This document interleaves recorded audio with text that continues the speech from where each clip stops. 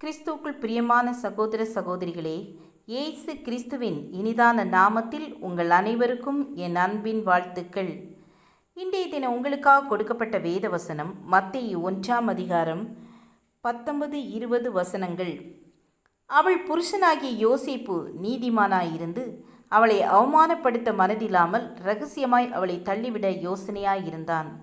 அவன் இப்படி சிந்தித்து கொண்டிருக்கையில் கர்த்தருடைய தூதன் சொப்பனத்தில் அவனுக்கு காணப்பட்டு, தாவீதின் குமாரனாகிய யோசேப்பே, உன் மனைவியாகிய மரியாளை சேர்த்து கொள்ள ஐயப்படாதே. அவளிடத்தில் உற்பத்தியாயிருக்கிறது பரிசுத்த ஆவியினால் உண்டானது. ஆம், எனக்கு அன்பானவர்களே, தரிசனம், அதாவது தீர்க்க தரிசனம் இல்லாத இடத்திலே ஜனங்கள் சீர்கெட்டு போவார்கள். சாலமன் எழுதும் பொழுது தீர்க்கமான தரிசனம் இல்லாவிட்டால் சீர்கெட்டு போவார்கள் என்று சொல்கிறார். இந்த தரிசனத்தை ஒருவன் பெற்றுக்கொள்வது எப்படி?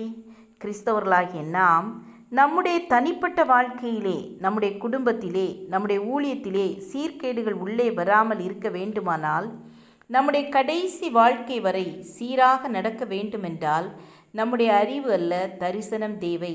2 பேதுரு 1 வசனத்தை வாசித்து பார்த்தால் அதிக உறுதியான தீர்க்க தரிசன வசனமும் நமக்கு உண்டு.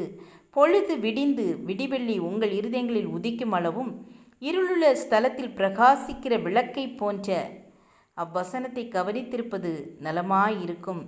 யோசேப்பு சொப்பனத்திலே ஒரு தரிசனத்தை காண்கிறார். தேவதூதன் மரியாளை சந்தேகப்படாமல் சேர்த்து கொள்ள சொல்கிறார்.